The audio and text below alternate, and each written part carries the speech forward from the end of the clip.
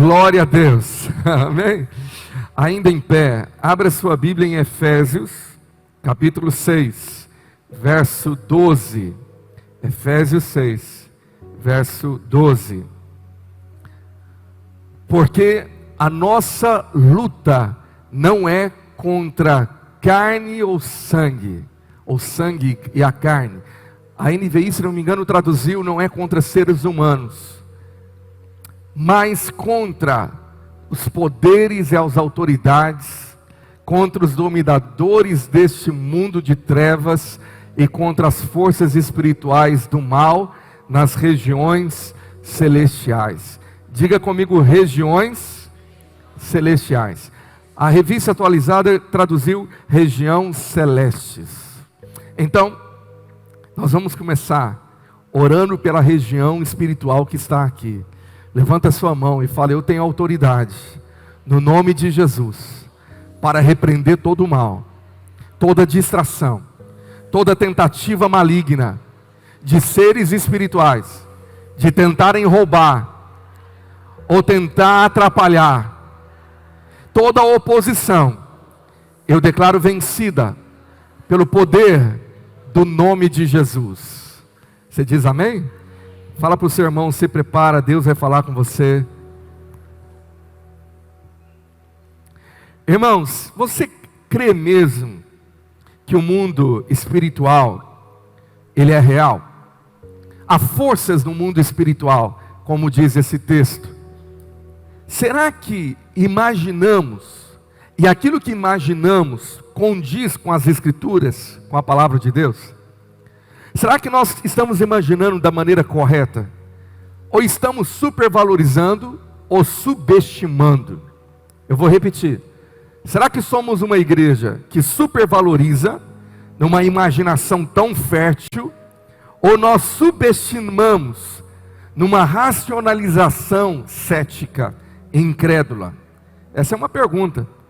Porque a Bíblia trata do mundo espiritual como sendo mais real do que o mundo natural.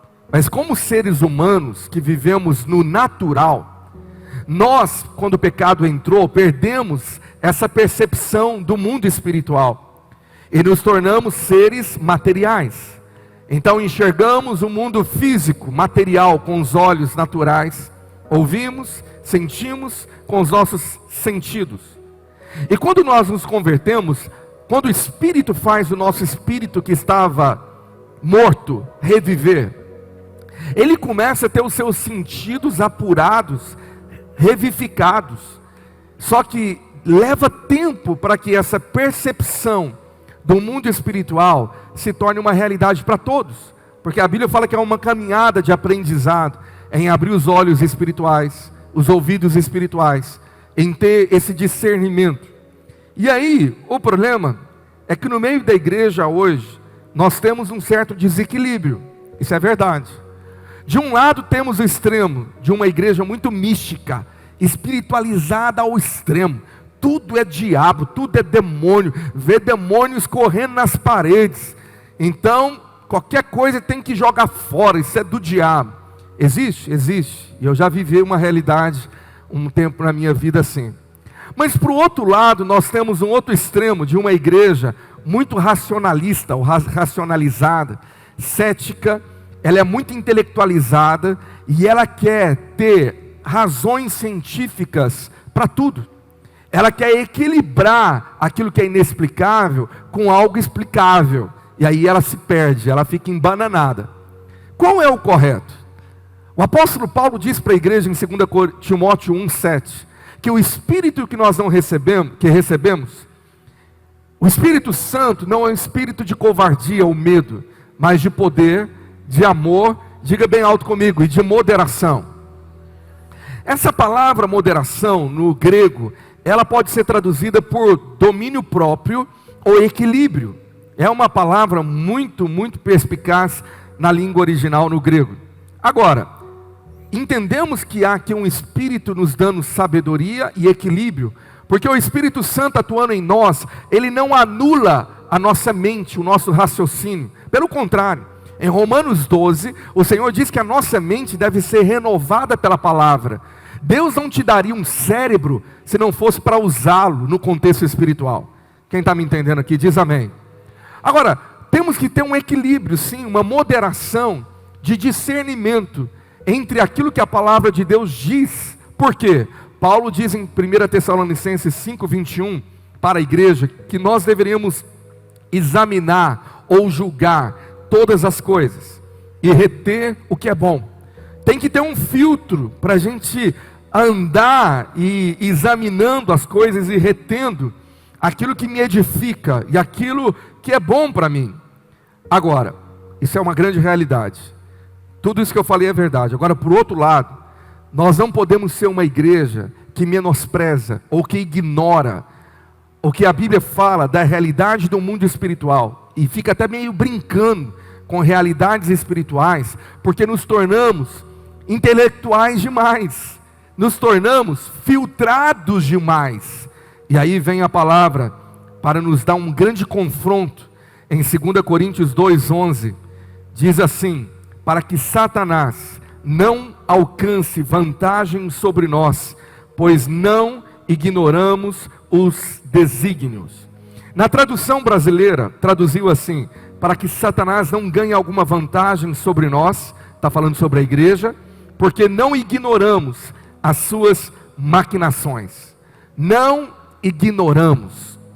Você não pode ser ignorante, desconhecer, não saber a realidade, que há um mundo espiritual muito sério, que há forças espirituais reais, e que há um inimigo que anda tentando nos destruir dia e noite. É o que a Bíblia nos revela.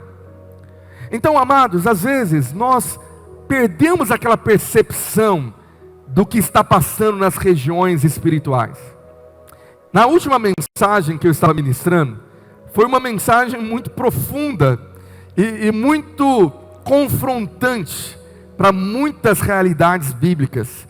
E eu tinha orado, eu sabia que há mensagens que mexem o mundo espiritual.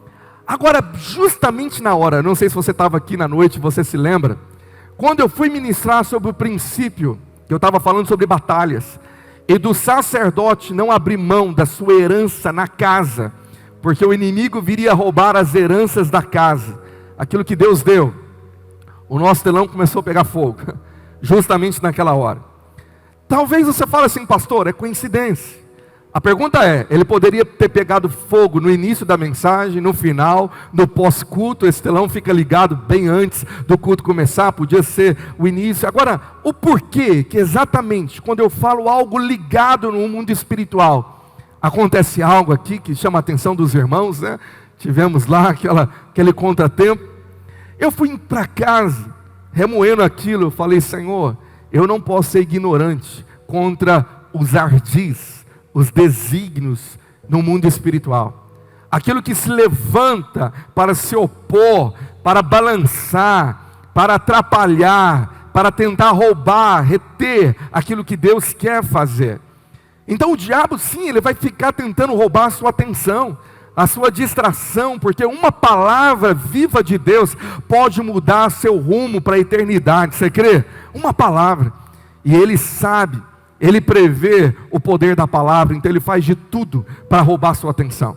Tudo para que você não fique com a palavra plantada que gere fruto. Por isso que a Bíblia fala que quando a semente é lançada na terra, vem o ladrão para roubar a semente. Mas eu declaro, você vai vigiar e essa semente da palavra não vai ser arrancada. Amém? Se tem alguém aqui nessa noite que diz amém? Glória a Deus.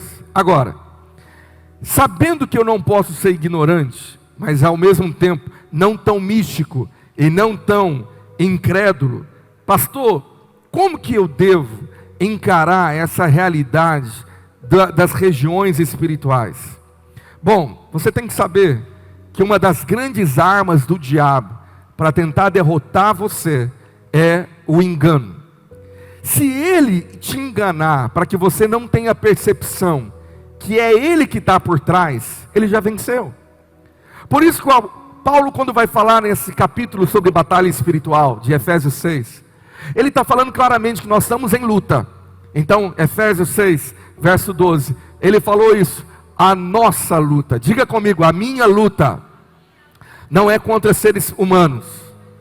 Então o que ele está dizendo, carne ou sangue, é isso, não é contra gente, não é no mundo físico que você vai lutar contra o seu cônjuge, seu pai, sua mãe, seu patrão. Não, a sua luta não é nesse campo humano, mas ele se dá nas regiões onde existem principados, potestades, dominadores. O que é isso? Hierarquia. É como um exército de seres que reinam, que atuam nas regiões celestiais, no mundo paralelo que está conectado ao nosso. E essas forças espirituais estão nessas regiões celestiais. Então, todas as vezes que eu me esquecer disso, que a minha luta é no mundo espiritual, e eu começo a guerrear na carne, eu já perdi. Se eu estou guerreando contra o meu cônjuge, eu já perdi. Se eu estou guerreando no campo das palavras, a minha força para tentar vencer, e é o diabo que está atuando por trás, eu já perdi. Quem está me entendendo aí? Então, Paulo diz à igreja de Corinto, em 2 Coríntios 11, verso 14, uma grande revelação sobre a atuação do diabo. E não é de admirar, porque o próprio Satanás se transforma em anjo de luz. Ele se disfarça, ele coloca um disfarce para enganar os crentes. Ele estaria disfarçado de falsos apóstolos, aqui está no contexto que Paulo está ensinando. Então, o que ele mais vai querer fazer é enganar você. Porque se eu estou enganado, eu perdi as percepções da realidade, de quem está por trás, da armadilha. A Bíblia fala que ele lança ciladas contra nós, está lá em Efésios 6. Houve uma história muito interessante quando você estuda a Bíblia, no livro de Reis. O rei Acabe, um rei terrível que desobedecia ao Senhor. Deus já tinha entregue ele para suas escolhas. E Deus queria derramar juízo. E ele estava com o rei de Judá para ir para uma grande batalha, unir os exércitos. Um profeta tinha advertido, não vai, mas eles temaram. E o rei de Judá disse, vamos consultar todos os profetas aqui. E Deus então fala algo, que enviaria um espírito de engano na boca dos profetas, para derramar juízo sobre Acabe. Essa é uma das histórias mais interessantes da Bíblia, porque você tem que discernir tudo que está acontecendo ali. E aí mostra o mundo espiritual, os anjos lá conversando com Deus, e um espírito se apresentou, dizendo, eu vou ser uma voz de engano na boca do profeta. E Deus autorizou, então vai, pode ir. O espírito usou a boca do profeta, que enganou os reis, e eles saíram para a batalha, e um juízo terrível aconteceu, reis morreram. Depois você tem que ler a história. Agora, interessante que a gente fica sem entender esse mecanismo no mundo espiritual, mas o que a gente aprende ali, também está no Novo Testamento, na carta de 2 Tessalonicenses, Paulo diz que Deus vai operar de uma maneira semelhante. Romanos fala que Deus entregou seres humanos às suas escolhas. Então o que a Bíblia está ensinando com Acabe, é que aquilo que eu escolho na terra, reiteradamente, repetidamente, causa uma mudança, causa um destino no mundo espiritual. Há uma reação que eu vou colher, da lei da semeadura, como eu já ministrei aqui. Então, muitas vezes o diabo está conseguindo enganar crente. Por quê? Por causa de pecado lá atrás. Ele já desobedeceu a Deus, ele já vem no estado de rebeldia, e de repente ele está enxergando Deus em tudo, sabe? Senhor, me dá um sinal se é para casar com essa. Aí vem uma voz de engano, ele fala, é Deus. Tudo começa a dar errado, e ele está achando que é Deus, mas está sendo enganado por Satanás. Esse é um assunto mais profundo que eu quero me dedicar na escola bíblica o ano que vem, só para te dar muito desejo de aprender mais a palavra. Mas Pedro disse o seguinte para a igreja, em 1 Pedro 5, verso 8, anota esse texto para você orar, para você meditar. Ele diz, sede sóbrios e vigilantes. O diabo, agora diga comigo, vosso adversário.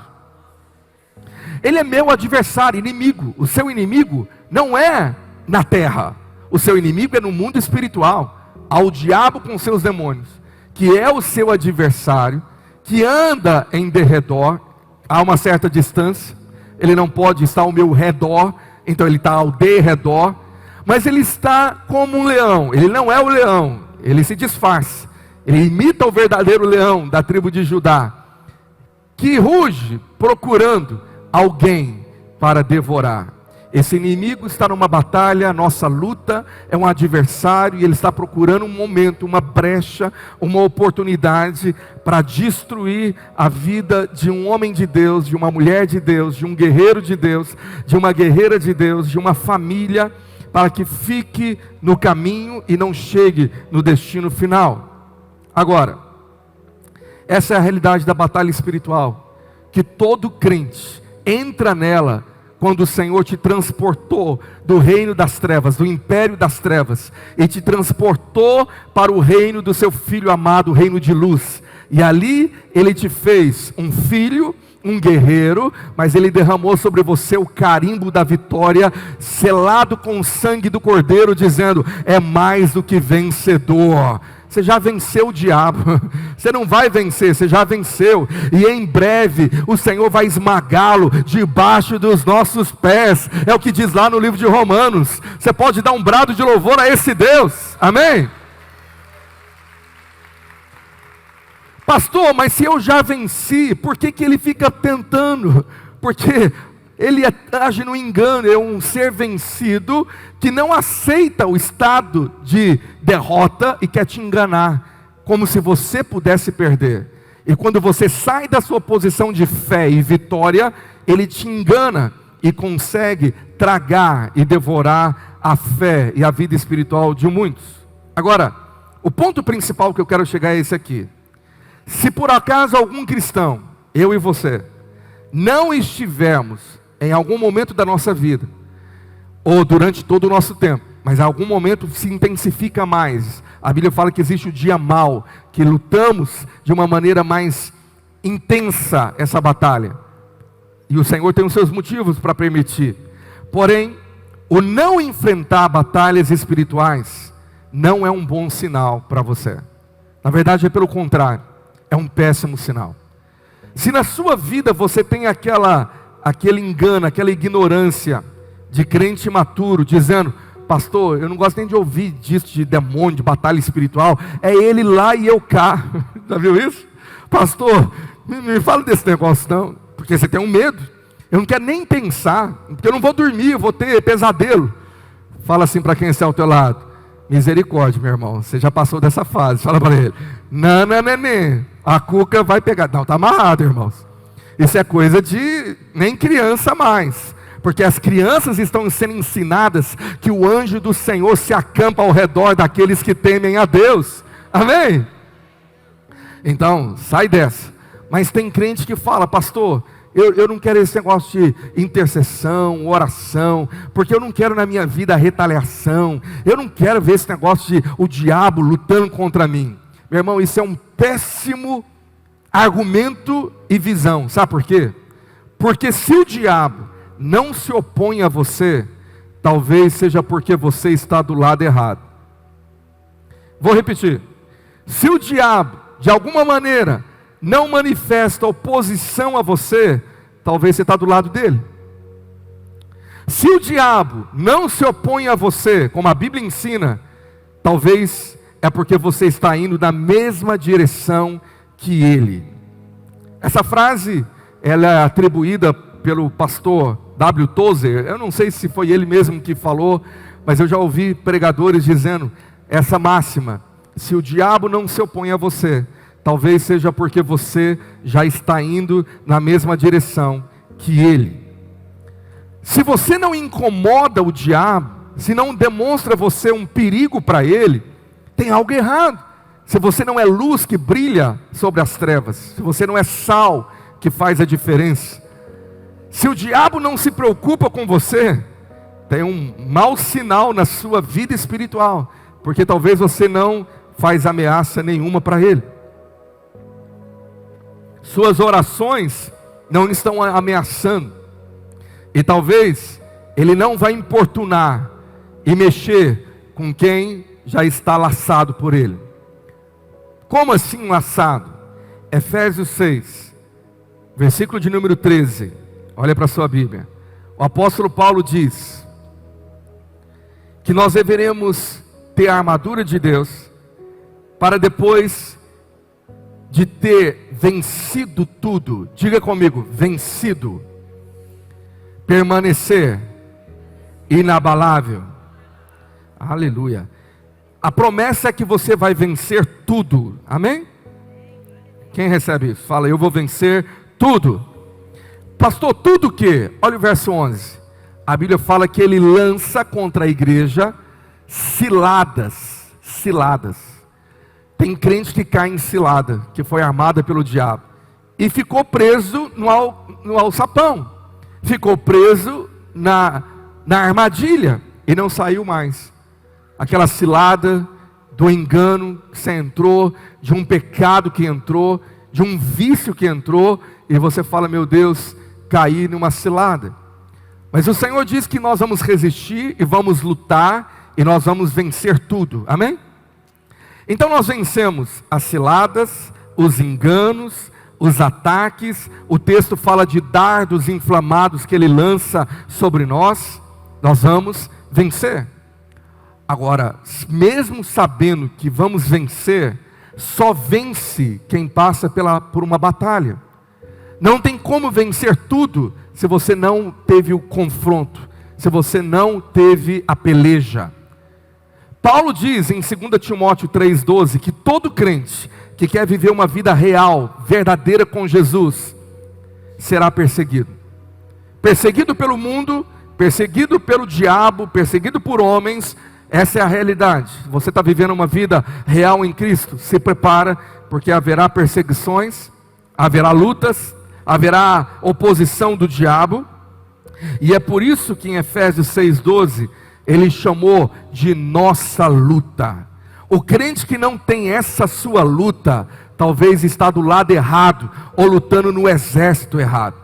Quando você foi salvo para ser um soldado de Cristo, um guerreiro do Senhor, e Ele te deu uma armadura, meu irmão, minha irmã, amém? E a nossa luta contra esses seres espirituais, o Senhor já venceu lá na cruz por nós, mas ainda nós lutamos. Agora, quando alguém fala, pastor, eu desconheço, minha vida não tem luta, que lado que você está?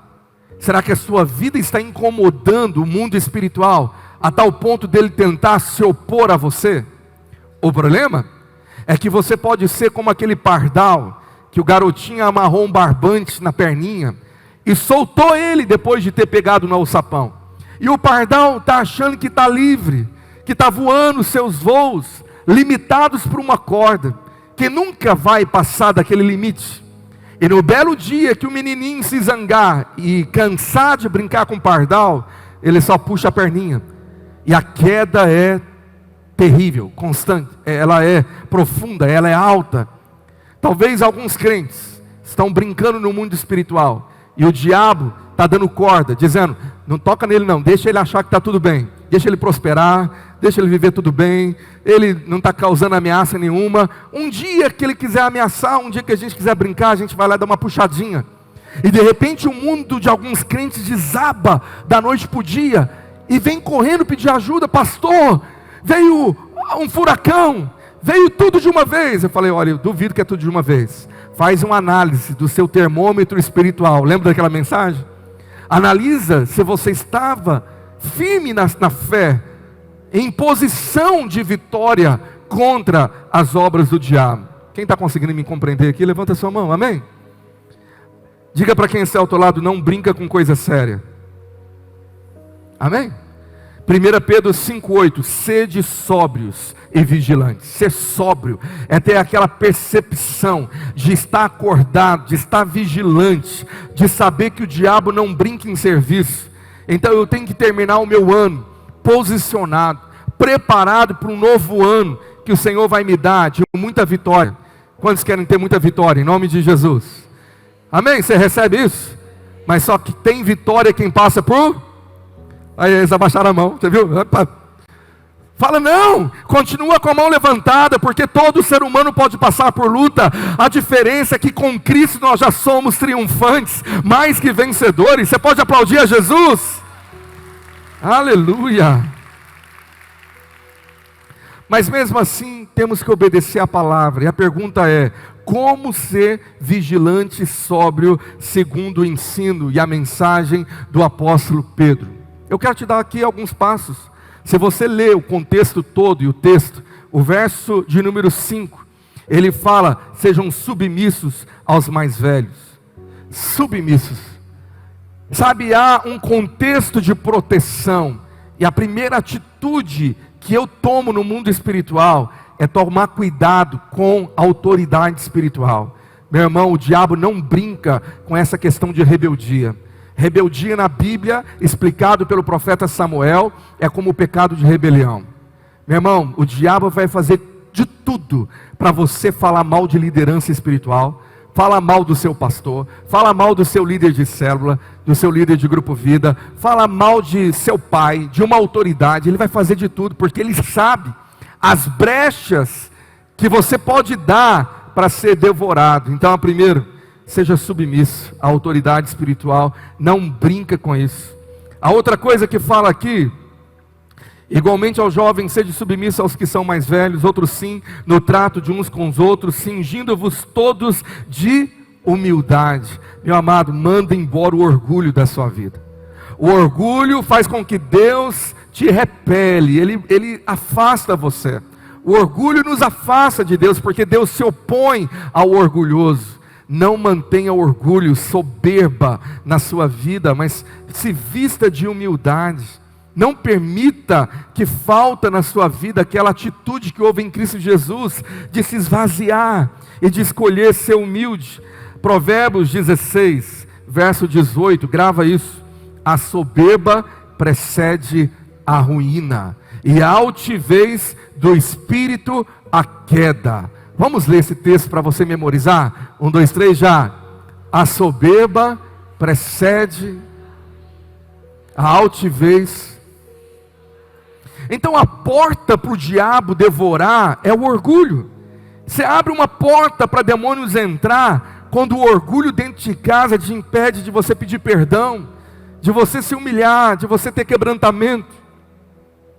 A outra coisa que o verso 6 de 1 Pedro 5 nos fala é: humilhai-vos, portanto, sobre a poderosa mão de Deus, para que Ele, em tempo oportuno, vos exalte.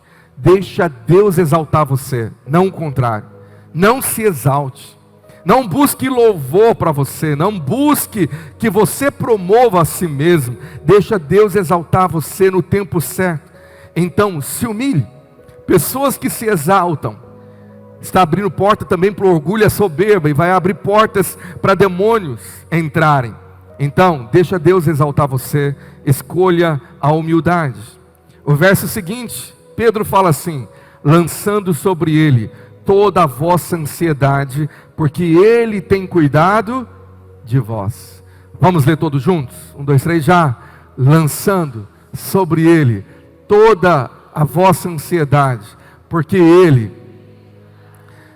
Uma das áreas que o diabo mais está tendo brecha e porta para atormentar, lançar insônia, medo, pânico, pavor e atrapalhar a mente e a vida emocional dos crentes, é a ansiedade. Quantos crentes estão dominados por pensamentos ruminantes? É aquilo que fica girando. Você não para de mastigar a mesma coisa, a mesma exaltação, o mesmo ódio, o mesmo orgulho, a mesma situação. E isso faz com que o seu cérebro não descanse, com que a sua alma não descanse. E você não consegue dormir bem, porque aquela ansiedade te assola, aquele assunto está igual um chiclete na sua mente, não desgruda. O que você deveria fazer? Vamos fazer um exercício aqui, simples, parece infantil, mas funciona. Pega as suas mãos assim, ó. Então aqui, é como se você fosse colocar alguma coisa na palma das mãos. Agora faz assim no peito, assim, e fecha, como se você estivesse arrancando o que te perturba, o que te dá medo, o que você está angustiado. E agora você arranca do peito. Está na sua mão. E agora você lança para o Senhor. Amém. E Ele pegou. E Ele fala: eu estou cuidando disso. Amém. Agora fala para o seu irmão: quebra a vara de pescar. Fala para ele: quebra a vara de pescar. Porque tem irmão que pega a vara de pescar e vai lá no mar do esquecimento querer buscar. Não, eu lancei, mas deixa eu lembrar de novo. Deixa eu voltar um pouquinho para me ver se a minha mente está lembrando. Não, meu irmão, Deus é tão maravilhoso que Ele fará você esquecer daquilo. E eu sou prova viva disso.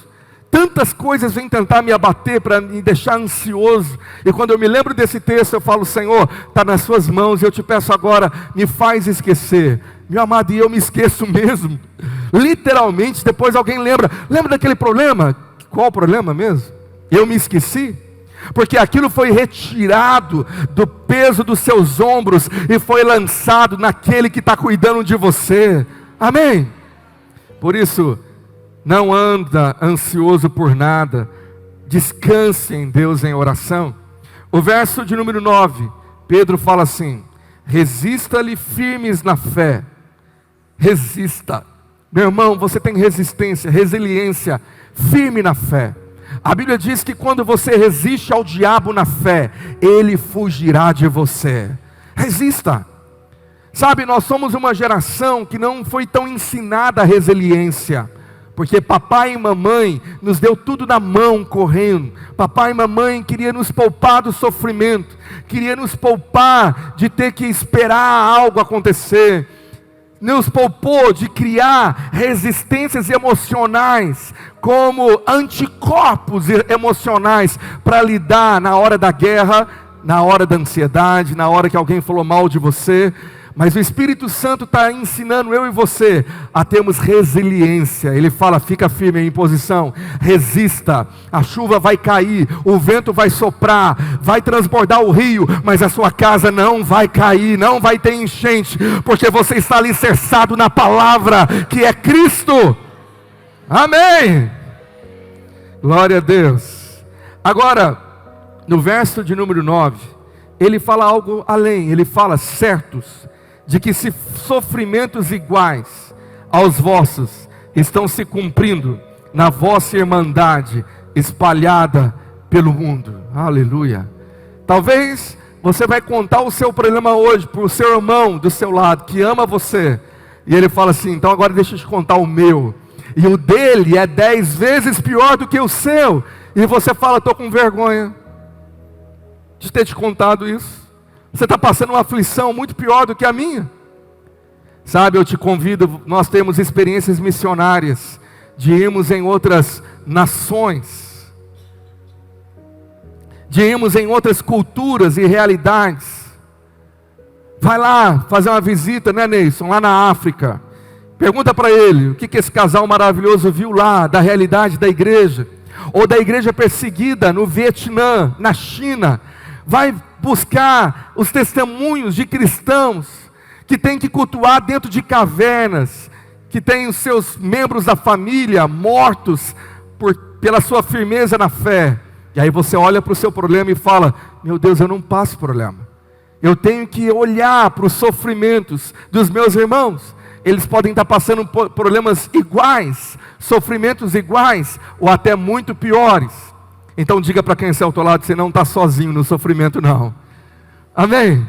Amado, isso nos consola, porque às vezes a mesma luta que você está atravessando é a mesma luta que eu estou atravessando, que o seu irmão está atravessando, e a vitória que o Senhor libera na vida do seu irmão é a mesma vitória que cairá sobre a sua cabeça, sobre a sua casa. Então só resista um pouquinho, porque a vitória está vindo. Você pode dizer amém? E o verso 10, ele nos dá a chave final de vitória, de sobriedade contra o nosso adversário. Ora, o Deus de toda a graça, que em Cristo vos chamou a sua eterna glória, depois de ter sofrido por um pouco, Ele mesmo vos há de aperfeiçoar, de firmar, de fortificar, de fundamentar. A Ele seja o domínio pelos séculos dos séculos. Amém. Quem pode dizer amém? Por meio de Silvano, que para vós outros é fiel irmão, como também o considero, vos escrevo resumidamente, exortando e testificando de novo, que esta é a genuína graça de Deus. Toda a igreja leia bem alto comigo: nela estais. coisa que você tem mais estar firme é a graça do Senhor. A graça do Senhor te dá essa promessa do verso 10. Ela te aperfeiçoa, ela te firma, ela te fortifica e ela faz você estar mais fundamentado. Então eu profetizo na sua vida, toda batalha que o Senhor permitir você passar, não é para destruir você, não é para rachar você, não é para balançar você, você vai sair muito mais forte, muito mais aperfeiçoado, muito mais firmado, muito mais fortificado e muito mais fundamentado nessa graça. Você pode dizer amém? Você pode aplaudir a Jesus?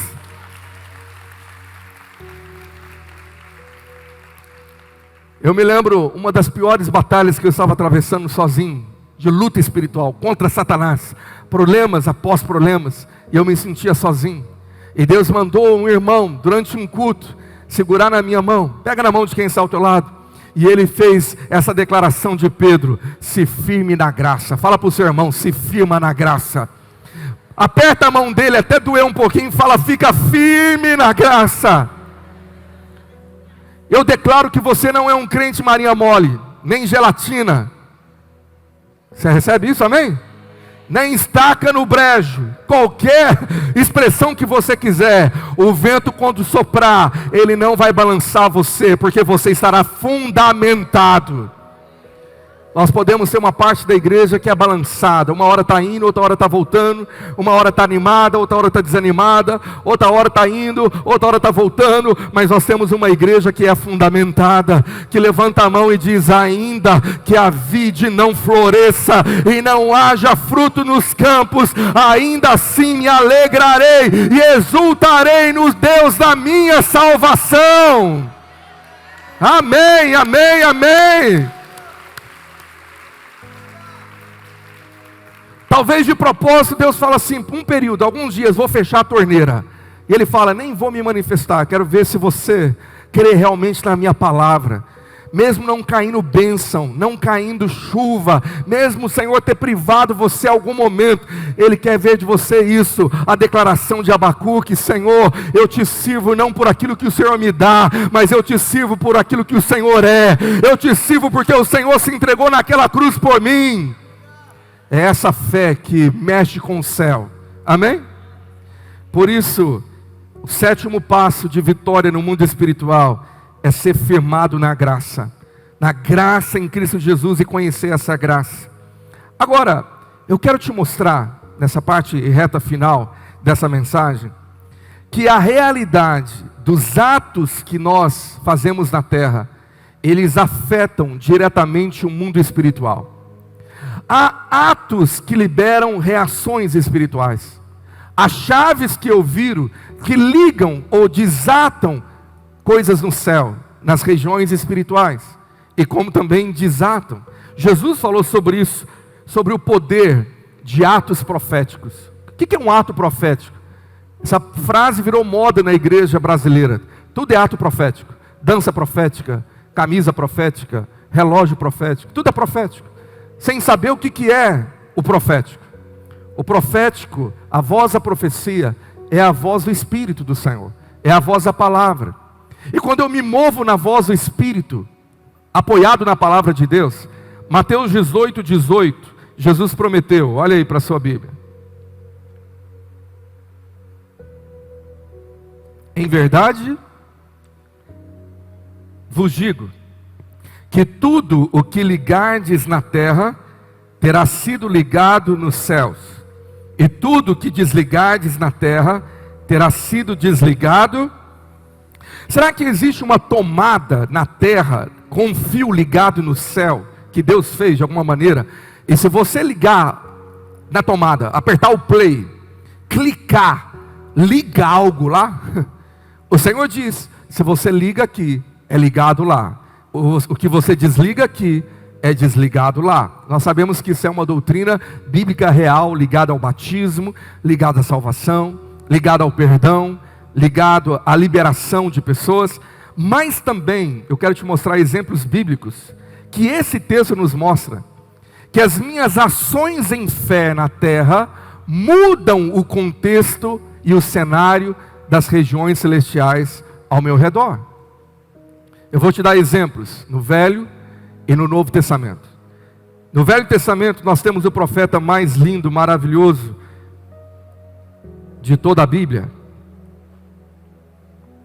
que no capítulo 10, no verso 12, e se você já não abriu é porque você não tem espírito de revelação, disse assim: não temas, Daniel, porque desde o primeiro dia em que aplicaste o coração a compreender e a humilhar-te perante o teu Deus, foram ouvidas as tuas palavras, e por causa das tuas palavras é que eu vim. Quem que veio, meu irmão? Vai estudar o contexto, quem estava falando com ele? O Senhor mandou um ser celestial, que não era Deus, não era Jesus, é um outro personagem, criado por Deus, um homem, um ser celestial, um ser angelical, que vai bater esse papo com o profeta e diz: o primeiro dia, diga comigo, o primeiro dia que você começou a orar, algo aconteceu no céu. O que o diabo mais mente para crente é que não está valendo de nada jejuar, orar, porque você começa um dia, 2 dias e parece que não está vendo nada.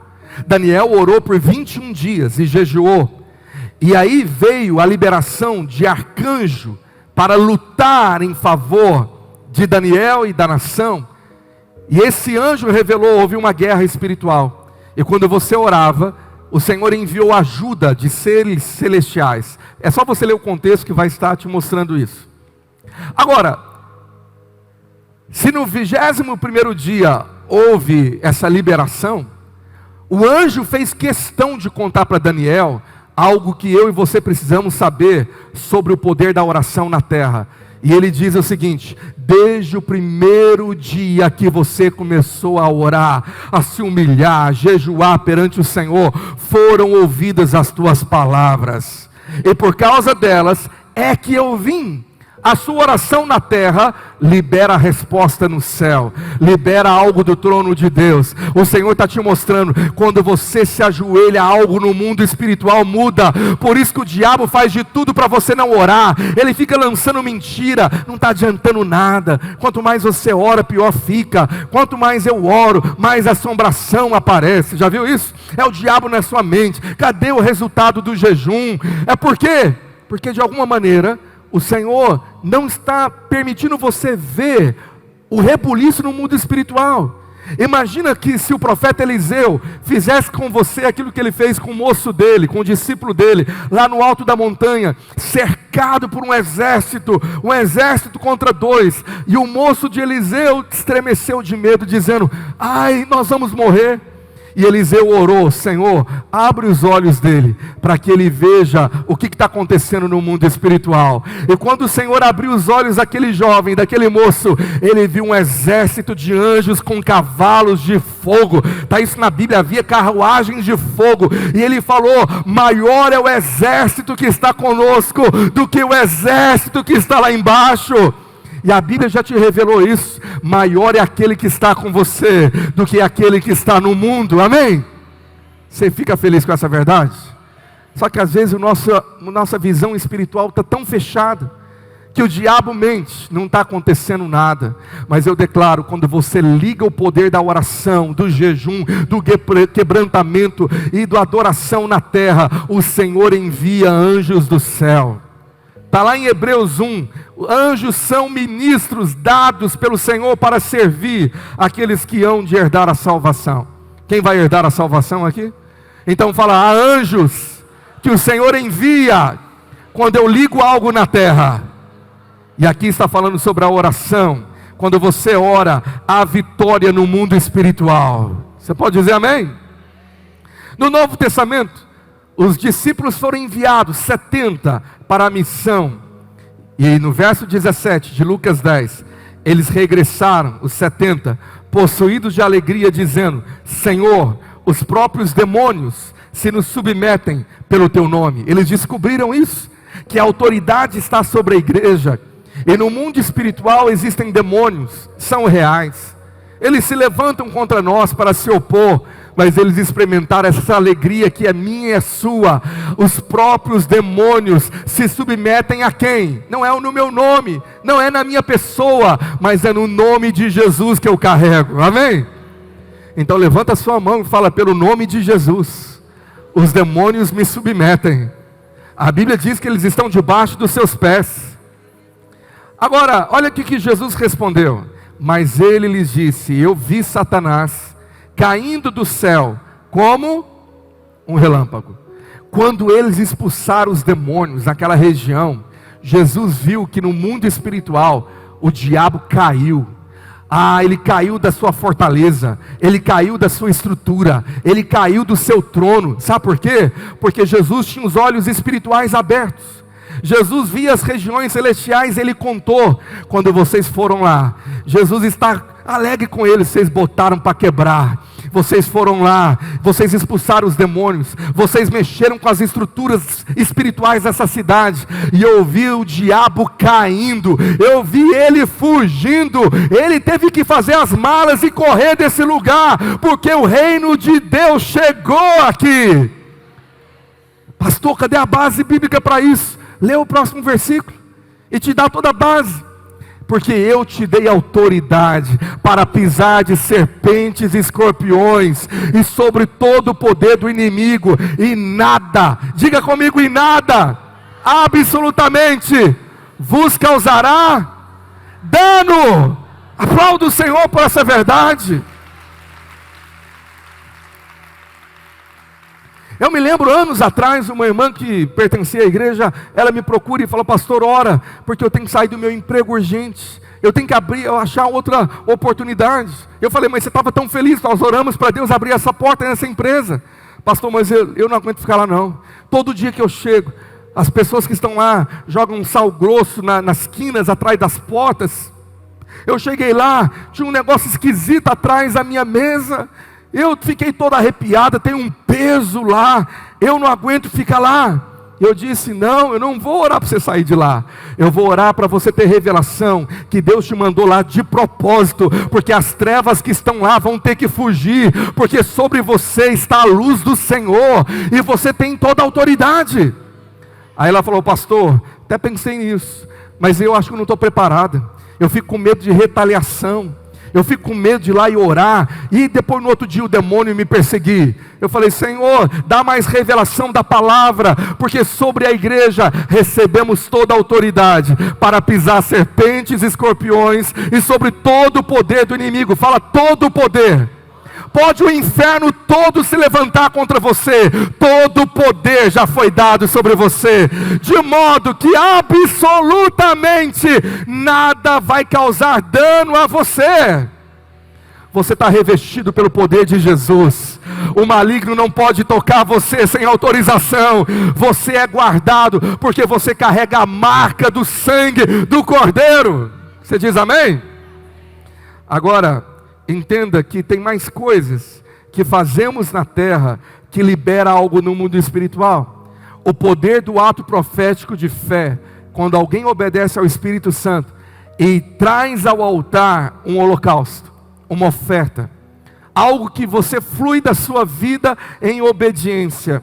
A Bíblia diz que havia uma praga sobre Israel, e o profeta disse assim para Davi: deixa eu te ensinar algo que, se você fizer na terra, altera o mundo espiritual. 2 Samuel 24:18. Naquele mesmo dia veio Gade ter com Davi e lhe disse: sobe, levanta ao Senhor um altar na eira de Araúna, o Jebuseu.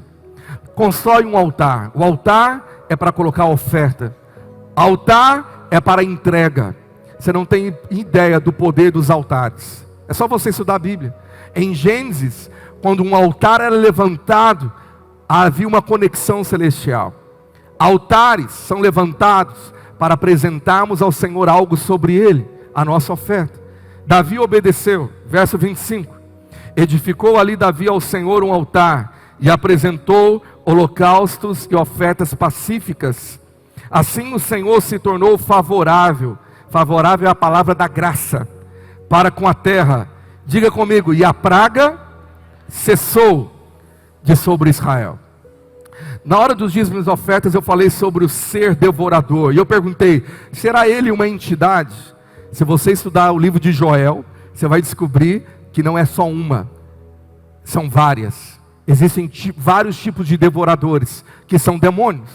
E o Senhor prometeu nos proteger, nos guardar deles. Agora existem pragas no mundo espiritual, que estão atuando no mundo natural. E quando eu libero o poder de uma oferta, porque a minha oferta, ela carrega um DNA de fé, e ela carrega um DNA de obediência. A minha oferta é usada por Deus como matéria-prima de milagres. Eu sempre tenho dito isso. Talvez você nem pegou esse envelope de primícias, você não acredita nisso. Você fala, pastor, eu nem orei, que diferença tem? Sempre eu oferto, vai ser uma oferta qualquer. Eu já agradeci tanto a Deus. Talvez você fala, acho que não tem diferença nenhuma se eu não trago a minha oferta com a igreja de primícias. Sabe, querido, talvez nada aconteça mesmo, ou deixe de acontecer, de você entrar numa dimensão profética, daquilo que Deus quer fazer e liberar sobre aqueles que creem. Porque enquanto muitos duvidam, Deus continua fazendo na vida daqueles que creem. Então às vezes você pega aquele envelope ali e fala, Senhor, o que o Senhor quer que eu oferte? É o que eu vou fazer até o dia 31, eu tenho orado. Qual a minha oferta para esse ano? Que fala da minha gratidão do ano todo, porque gratidão, ela atrai mais as bênçãos. Agora, qual a minha oferta para o ano que vem? Qual é a minha semeadura? A Bíblia diz que na medida da sua semeadura você vai colher. Se não há uma semeadura de generosidade na sua realidade, de ousadia, de fé, de falar, Senhor, Tu és o primeiro na minha vida, talvez de fato você não viva aquilo que essa oferta poderia ligar no céu, repreender no céu e liberar no céu sobre a sua vida.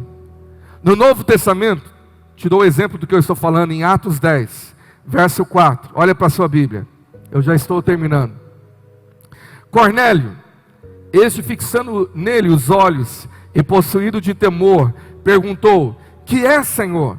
E o anjo lhe disse, as tuas orações e as tuas esmolas subiram para a memória diante de Deus.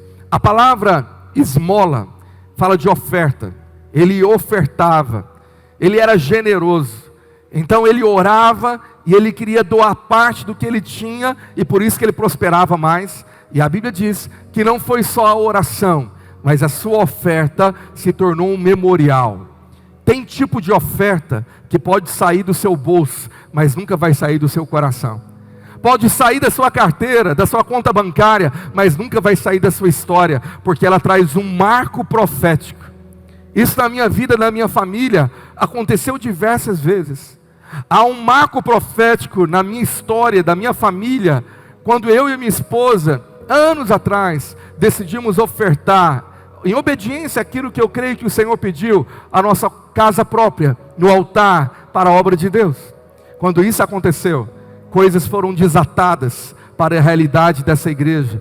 Amados, de uma maneira sobrenatural, quando nós começamos a abençoar, a unção da prosperidade, ela é liberada, porque Deus é fiel em cumprir o que Ele prometeu. Eu creio que você está debaixo de uma unção de prosperidade, eu creio.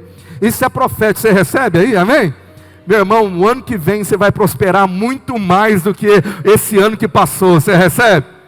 Essa bênção está sobre você. Agora imagina quando você crê e fala, Senhor, eu quero obedecer o que o Senhor me deu para semear nesse solo profético. A Bíblia fala que isso se torna um memorial diante de Deus. Eu quero aqui liberar palavras proféticas, porque a Bíblia diz em 2 Crônicas, verso 20, a parte final do verso 20. 2 Crônicas 20, verso 20, a última parte diz assim, crede nos seus profetas e prosperareis. Você pode ler bem alto comigo essa parte final desse texto? 1, 2, 3 já.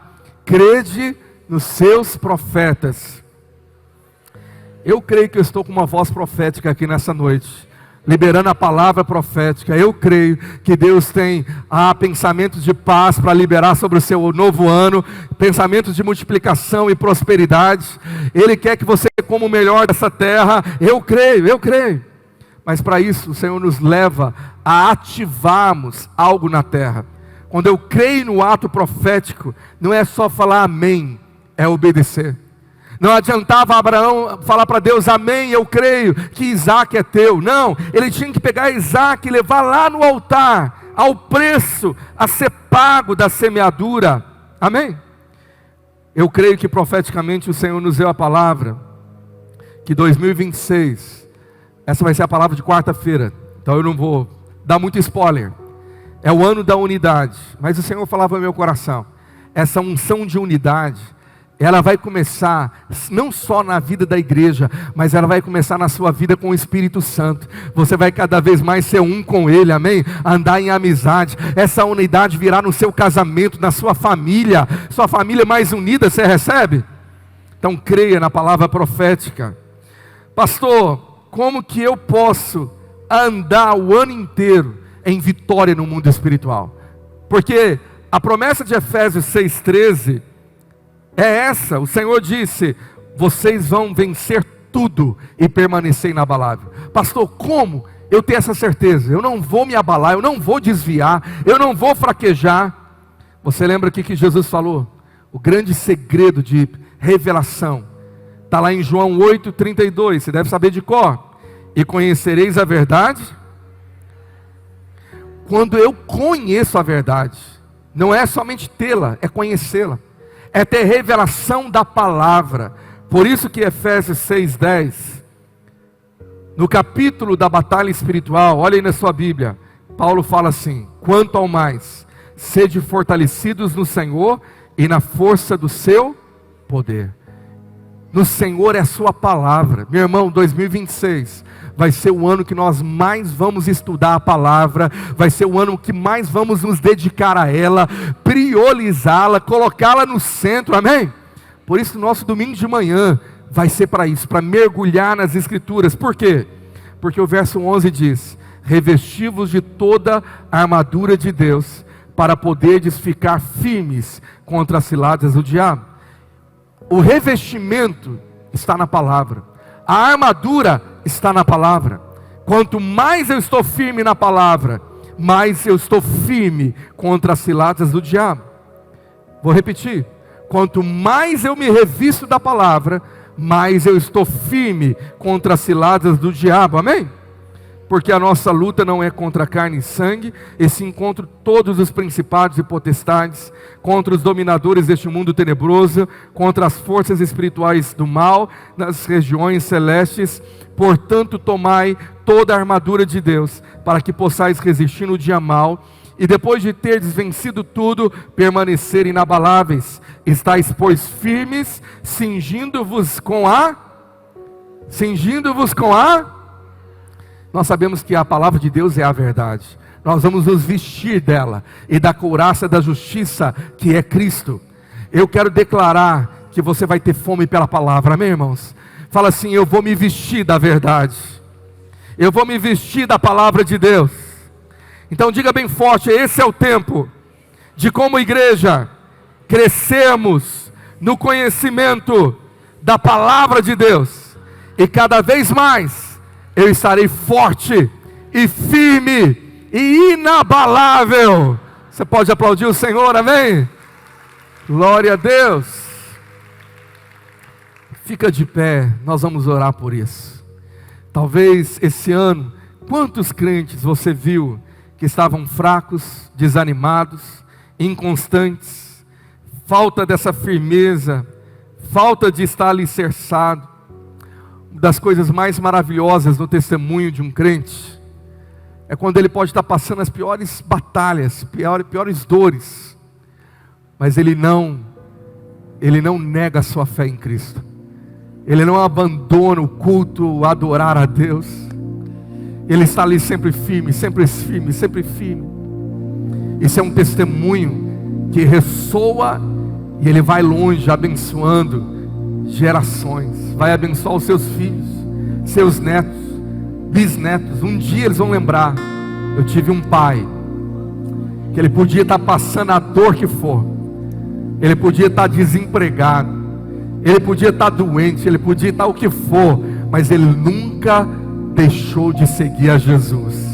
Ele nunca deixou de adorar ao Senhor. Sempre ele estava lá, firme, firme na presença do Senhor. Firme, firme. Você talvez não tenha nenhum testemunho na sua família assim. Eu, glória a Deus, eu tenho. A minha memória de infância, eu me lembro da minha bisavó, viúva e já de idade avançada, a primeira a chegar no prédio da igreja meia hora antes do culto começar. Para quê? Para interceder pelo culto, para orar toda semana, todo culto, a primeira. E eu creio que a graça de Deus, aquela fé, foi passada para minha família. Eu declaro que meus netos vão amar a Jesus, porque uma semente de amor foi plantada. Amém? Eu declaro que você vai ter isso na sua família.